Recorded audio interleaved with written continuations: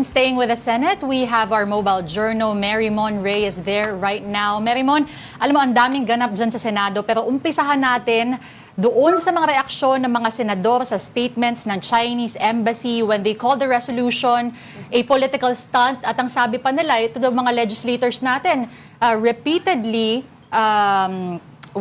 resorting to threats and intimidation.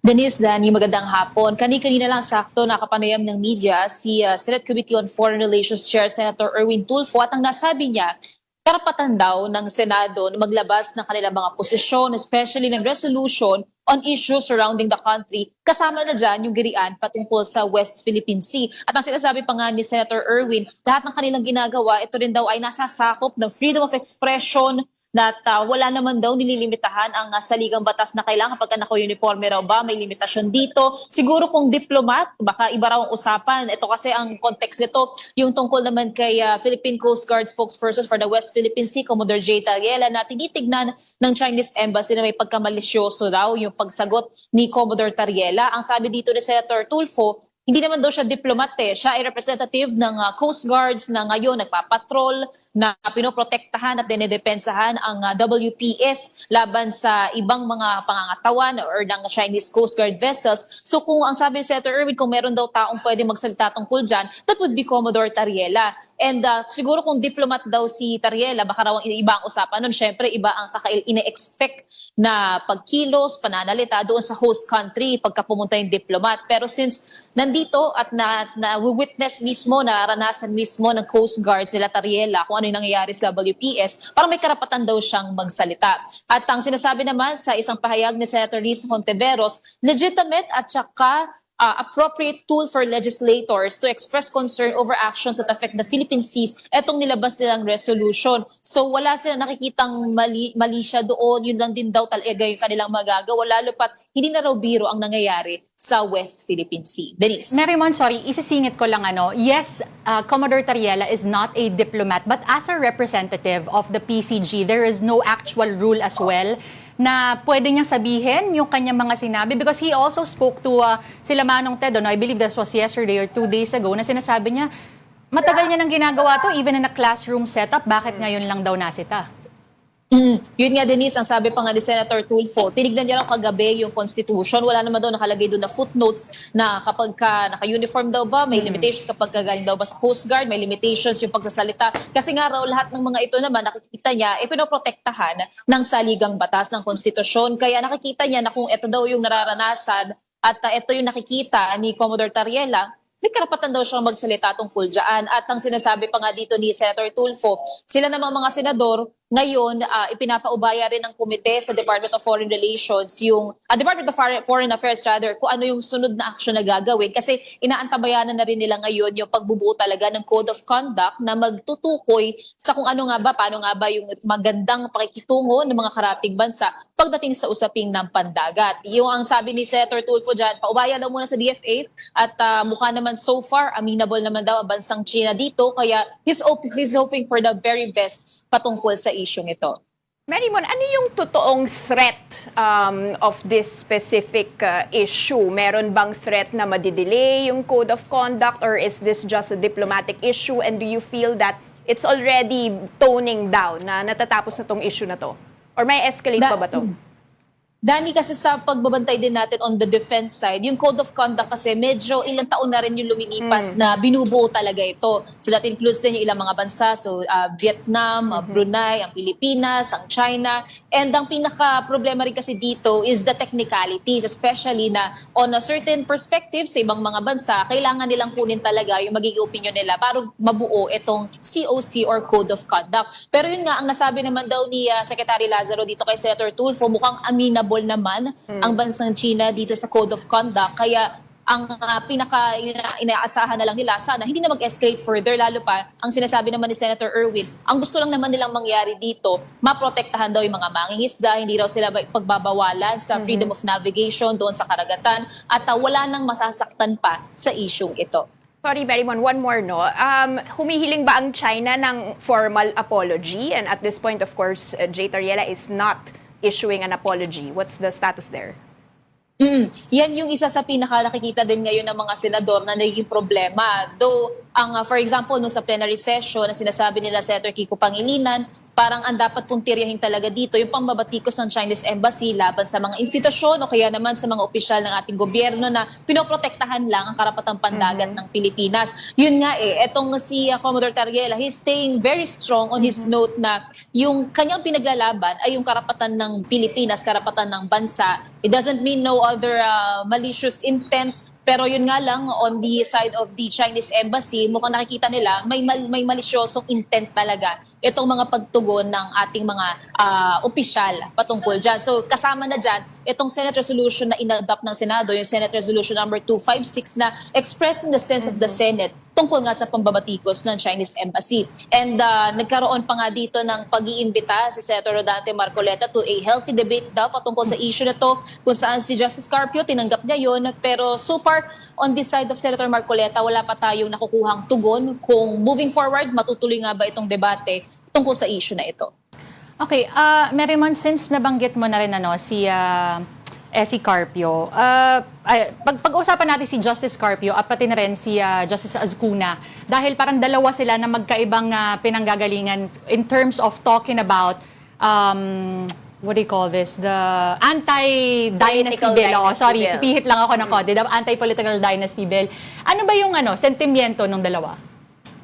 Pagdating kasi dito, actually ngayon nagko-conduct din ng consultative meetings ang Committee on Electoral Reforms. Nung isang araw, nasa may Pasig sila. Kanina naman, nasa may Laguna. And so far kasi ang pinaka gustong malinaw dito ni Senator Riz Hontiveros, yung lawak, yung scope, hanggang anong level ba ng civil degree of consanguinity. Ang lumalabas, merong may gusto, second civil degree, hanggang fourth civil degree, ito yung hanggang pinsang buo. Ang tinatanong din dito is yung dapat ba sabay-sabay, simultaneous ba na ang isang political family, dapat ba sabay-sabay na nakapwesto, ipagbabawal na, or kapag kaiba-iba yung posisyon at a certain time, okay lang ba yun o hindi? And yung enforcement ng law kung sakali. Dito papasok sina Justice Azcuna and yung iba pang mga constitution framers ng noong 1986 at ang nakikita nga nila dito, kailangan daw maging technical talaga kasi ang isang concern nila, kung kunwari papasok na hanggang fourth civil degree of consanguinity hanggang pinsang buo, ang nasabi pa nga dito ni Attorney Christian Monsod at napagdebatehan din nila Justice Azcuna, baka raw mahirapan ang COMELEC sa pagtatrack ng kamag-anakan ng ilang mga kandidato o kaya naman nanunungkulan na. Yung isa pang na-bring up din na issue was yung suggestions na kapag ka naipasa na ito, yung mga first time pa lang nanunungkulan, baka first term pa lang nila, baka mapapayagan ba silang tumakbo for the second time around. So yan yung ilan sa mga kailangan pang ituwid bago maisapasa talaga itong anti-political dynasty bill. Pero ang nasabi dito ni Senate President Tito Soto, parang mas maganda raw na wag piliting maipasa agad dahil kapag ka pinipilit na totally agad, baka lalo raw hindi ito maipasa na legislation. Pero Merimon, di ba ang reports say that the President wants this done by June. So, hindi ba kailangan na nga siyang Clarify maipasa at talaga? least. Oo. It's in Kasama one of nga the siya sa 21. priority bills. Even nung last na LEDAC meeting, kasama rin dyan yung Independent People's Commission, yung pagbubuo nito. Ang nasabi naman ni SP Soto, patungkol naman dyan, hindi naman sila nagsasayang ng oras. Kaya nga, sunod-sunod na araw, for example, ngayon nasa Laguna, itong sila Senator Risa. Sa nakita natin, may next leg pa sila sa Central Luzon and sa ibang regions pa ng bansa. Kasi nga gusto na rin talaga nilang mabuo yung magiging framework ng anti-political dynasty bill. Kaya ang sabi din naman ni Senator Risa, naniniwala sila and they are hopeful na by this Congress din, mabubuo na nila at maipapasa nila itong anti-political dynasty law. Can you clarify lang, Mary Mono? So in the Constitution, meron na yung provision na yan for the fourth degree for the President lang, di ba? And then ngayon, dinidebate if they can do that until LGU level. Is the debate on whether this bill will really pass or is the debate on whether secondary or second degree versus fourth degree? Ano yung totoong debate? Yes or no? Or anong level ng degree?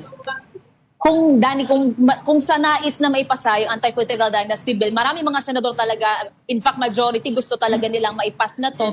Even coming from Senator J.V. Ejercito, sina Senator Erwin Tulfo na parehong nanggaling sa political families. Ang pinaka nagiging concern kasi sa pagbuo nito yung technicality. So tama, that Okay. includes yung degree ng consanguinity and yung hanggang saang level ng constituency yung masasakop nito. Ang sabi din kasi dito nila Attorney Christian Monsod, dapat mas okay din daw isama na at di barangay level na mas malapit daw sa tao yung kapangyarihan ng local government. So yun yung isa sa pinaka naging suggestion. Kung magkakapasa din daw ng anti-political dynasty bill, isama na rin daw at the barangay level para masiguro na lahat ng check and balance ay magagawa. Ang nasabi naman kahapon sa Pasig ni Kiko Aquino, co-convener siya ng Anti-Dynasty Network, sa kanya ang nasuwestiyon niya, maganda rin daw aralin yung crossing ng constituency. So for example, kapag may kongresista raw o kaya tapos may mayor na magkamag-anak na parehong nasa posisyon, etong mga kongresista nagre-review ng budget nitong mga mayor o kaya naman daw ng governor,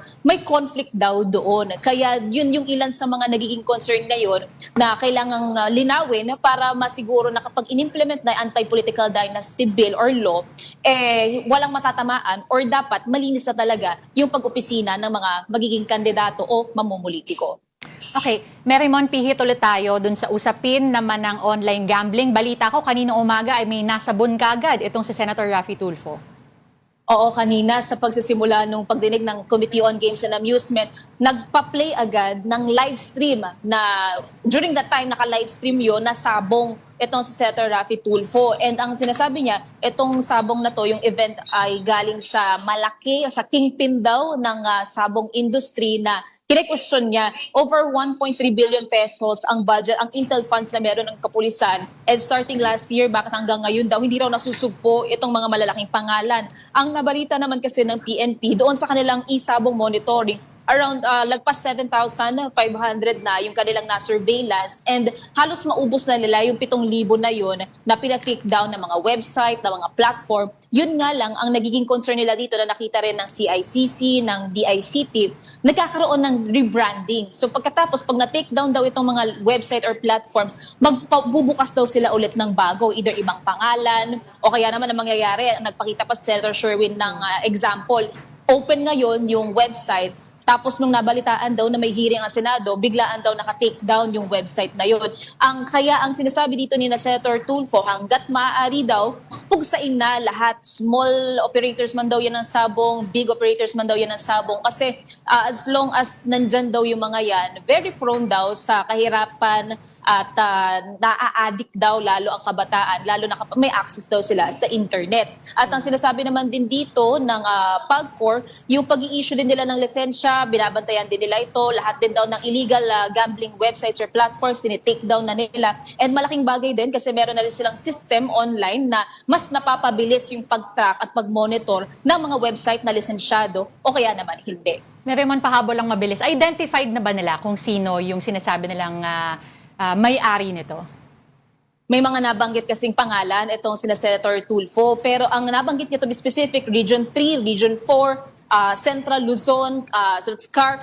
So yun yung ilan sa mga sasabi nila, very prominent daw yung mga big names pagdating dito sa sabong. And since yun yung pinaka-concern niya yung sa laki-laki raw ng intel funds na meron sila. Bakit daw yung mga maliliit lang na operators ng sabong ang napupungsa ng kapulisan? Doon pa nga nasabi ni Senator Tulfo, kasi baka raw may habol, baka raw kakilala, baka raw may request, may kabit daw. Kaya yun yung, ang sabi naman dito ng kapulisan, they promise naman daw na they will pursue it without any other fervor. Wala naman daw favor na hinihingi sa kanila. So far, yun yung naging pangako nila. Interagency cooperation na para itong gambling or yung sabong, matugis na raw talaga nila ng tuluyan.